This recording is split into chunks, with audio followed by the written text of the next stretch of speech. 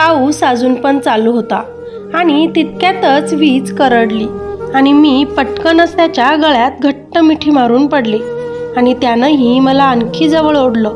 भिजलेली मी आणि प्रेमात वेडा झालेला तो, आम्ही क्षणभर एकामेकांच्या मिठीत विलीन झालो. प्रियकर प्रियसी कधी नवरा बायकोचं नातं समजून एकत्र आलो समजलंच नाही. त्या पावसात सगळं काही आमच्यात घडून गेलं.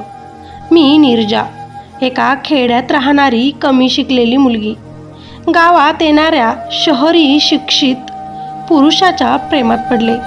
मी जेव्हा कपडे धुण्यासाठी नदीवर जात असे तेव्हा तो नेहमीच तिथं फोटो काढत असे. आमची नजरानजर व्हायची. तो खूप हँडसम तर मी अशी सावळी, पण तरीसुद्धा त्याची नजर माझ्यावरून बाजूला जात नसे. मी जेव्हा पण त्याच्यापासून जात तो पटापट माझेसुद्धा फोटो काढून घेत असे. मी त्याला जाऊन विचारलं तर तो बोलायचा की मी तर निसर्गाचे फोटो काढले. गावातून समजलं की तो तर एका पत्रकार आहे. त्याचा स्वभाव खूप छान होता. एक दिवस असाच अचानक खूप पाऊस आला आणि त्या पावसानं माझी पूर्ण जीवनाची कहाणी बदलून टाकली. त्याचं नाव शांतनू. गावात भाड्यानं रूम घेऊन राहत होता. गुपित माहिती जमा करत होता. मेसचं जेवण तो आमच्याचकडून घेत असे.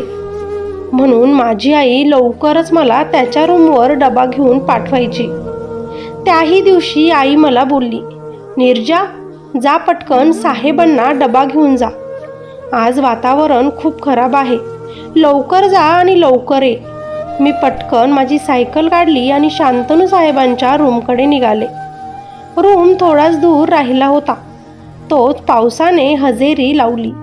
मी थोडं भिजले होते, पण पटकन रूम जवळ येऊन थांबले. पाण्यानं केस कपडे जरा भिजलेच होते. आई रागवेल म्हणून केस पटकनच थोडे झटकून घेतले आणि बांधले आणि कपडे पण ओढणीनं थोडं कोरडे केले. आता पाऊस जरा वाढलाच होता. मी पटकन रूमचा दरवाजा वाजवला. तोच माझं लक्ष खिडकीतून माझे फोटो घेणाऱ्या साहेबांकडे गेले. मी आता रागाने त्यांच्याकडे जात बोलले, ओ साहेब, आता पण तुम्ही निसर्गाचे फोटोच काढत आहात का? तेव्हा तो बोलतो, आता मी माझ्यासाठी सगळ्यात महत्त्वाच्या व्यक्तीचे फोटो कॅमेऱ्यामध्ये टिपत होतो. त्यांच्या अशा बोलण्यानं मी थोडी नजरच चोरली आणि म्हणाले, तुमचा टिफिन घेऊन आलीये. आई वाट बघत असेल, जाते मी. तोच शांतनू सरांनी दरवाजा उघडला आणि म्हणाले, इतकी घाई का? थांब जरा वेळ, पाऊस उघडला की जा. मला काय झालं माहिती नाही.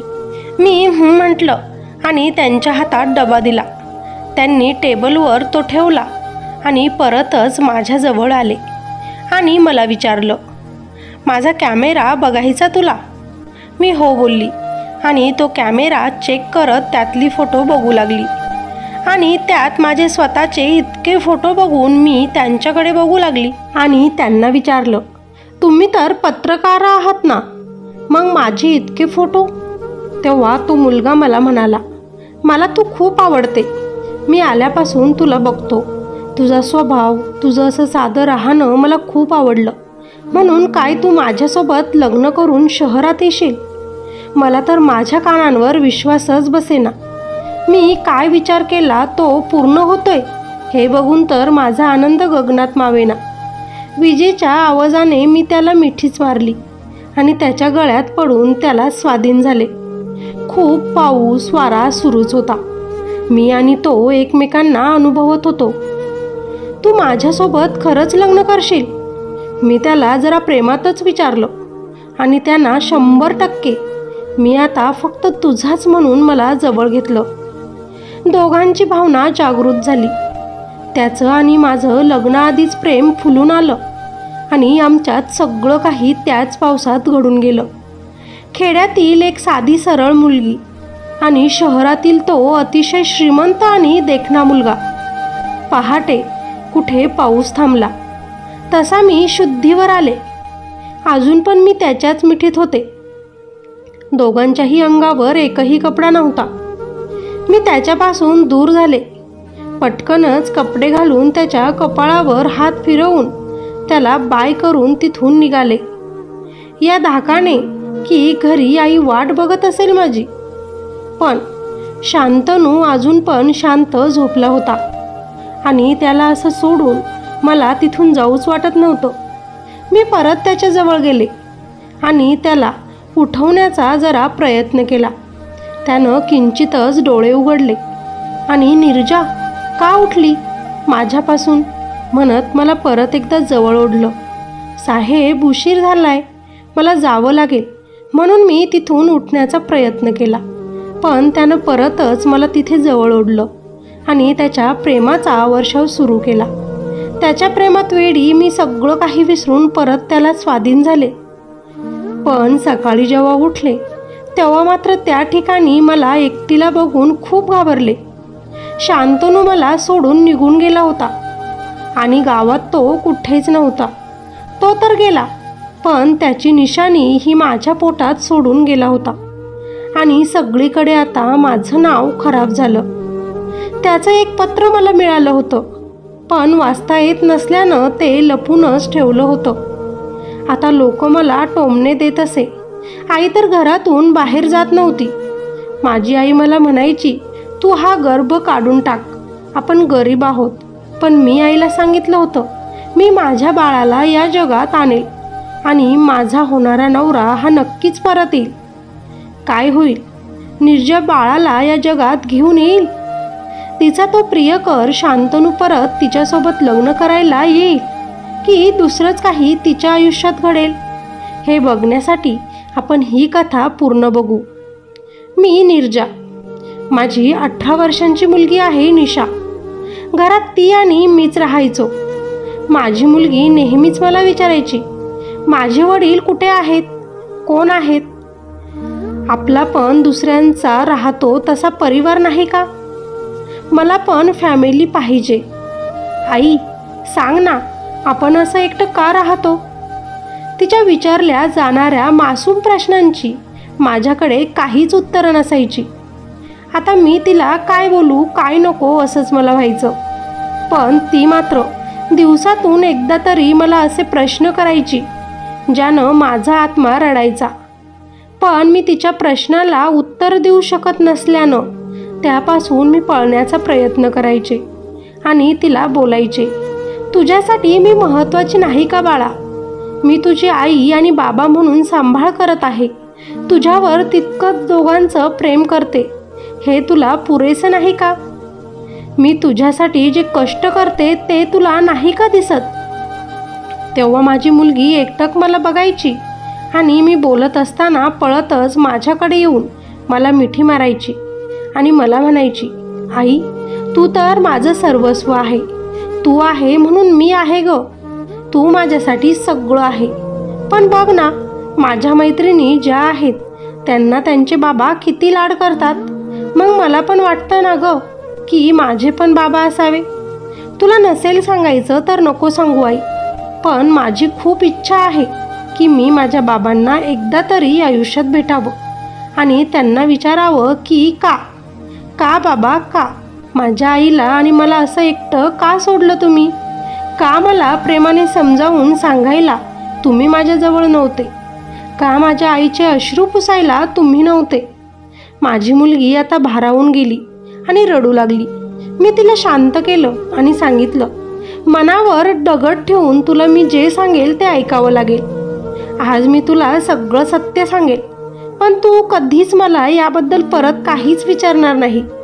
माझी निशा आता सावरूनच बसली आणि म्हणाली, प्रॉमिस आई, मी तुला एकदा का माझ्या बाबांचं नाव समजलं ना की कधीच त्याबद्दल काहीच विचारणार नाही. मी निशाला सांगायला सुरुवात केली, तुझ्या गावाकडे एक छोटासा परिवार आहे ज्यात तुझी आजी आणि मामा आहेत. पण आई, आपण जिथं का राहत नाही. मुलीचा लगेचच प्रश्न आला. तेव्हा मी तिला सांगायला सुरुवात केली, निशू 18 वर्षापूर्वींची गोष्ट आहे. मी तुझ्या बाबांच्या प्रेमात पडले. तुझ्या बाबांचं पण माझ्यावर खूप प्रेम होतं. ते एक पत्रकार होते. एक दिवस खूप पाऊस सुरू होता जेव्हा तुझ्या बाबांनी मला लग्नाची मागणी घातली. तुझे बाबा खूप चांगले आहेत. त्यांचं आणि माझं नाव मिळून मी तुझं नाव निशा ठेवलं होतं. पण आई, बाबांचं नाव काय आहे आणि ते आपल्याजवळ का राहत नाही? तेव्हा मी तिला सांगितलं, त्या पावसाने माझं जीवनच बदलून टाकले. त्या पावसाची निशाणी बेटा तू आहेस.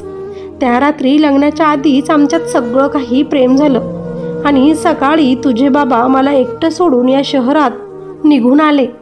त्यानंतर आईनं आणि माझ्या भावाने मला तुला या जगात आणायचंच नाही असं सांगितलं. म्हणून मी कायमचंच ते खेडगाव सोडून या शहरात आली आणि तुझा जन्म पण ह्याच शहरात आल्यावरच झाला. तुला खूप लाडात वाढवलं मी. लोकांची घरची धुणं भांडी करून तुला 18 वर्ष गुलाबाच्या फुलाप्रमाणे सांभाळलं मी. पण तुझे हे प्रश्न एक दिवस माझा जीव घेतील. मनात मी रडू लागले. आता निशाला खूप वाईट वाटत होतं. ती पण मला येऊन बिलगली आणि तिच्या डोळ्यात आता तिच्या बापाविषयी खूप राग होता. माझ्या आईची जी हाल केली, मला बापच नाव मिळालं नाही म्हणून निशा मात्र डोळ्यात आपल्या बापाबद्दल नफरत घेऊन आली.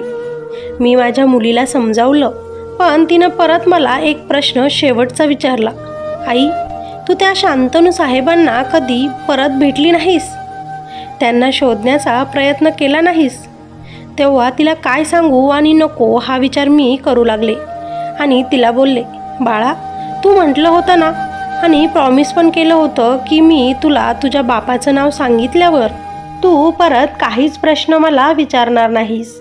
आता मात्र निशा नाराज होत बोलली, ठीक आहे आई, मी मात्र त्या माणसाला नक्कीच शोधून काढेल ज्यानं मला असं अनाथ बापाशिवाय वाढवायला मजबूर केलं.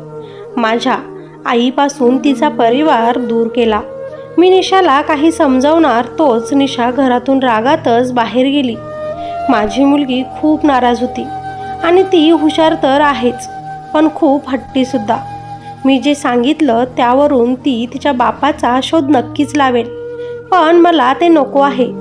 जर तिला सत्य कळालं तर ती तिच्या बापाची कधीच इज्जत करणार नाही. पण मी काय करू आता?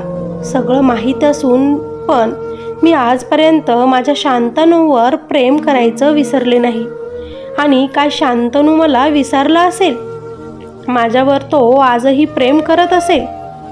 त्याची एक मुलगी आहे जिला त्याच्या प्रेमाची आज खूप गरज आहे, पण शांतनू माझ्या मुलीला त्याची मुलगी म्हणून स्वीकारेल? हे सगळं आपण नेक्स्ट पार्टमध्ये बघणार आहोत. ही स्टोरी तुम्हाला आवडली असेल तर नक्कीच लाईक करा. चॅनलवर नवीन असाल तर नक्कीच सबस्क्राईब करायला अजिबात विसरू नका. आणि हो, व्हिडिओच्या शेवटपर्यंत आल्याबद्दल धन्यवाद.